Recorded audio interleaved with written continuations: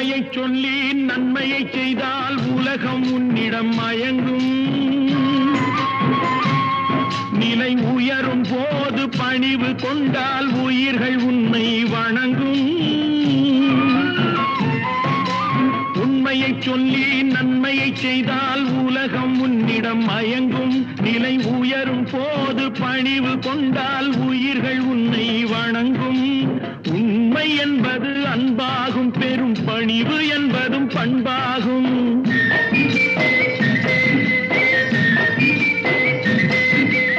உண்மை என்பது அன்பாகும், பெரும் பணிவு என்பது பண்பாகும். இந்த 4 கட்டளை அறிந்த மனதில் எல்லா நன்மையும் உண்டாகும், எல்லா நன்மையும் உண்டாகும். 6 மனமே 6, அந்த ஆண்டவன் கட்டளை 6.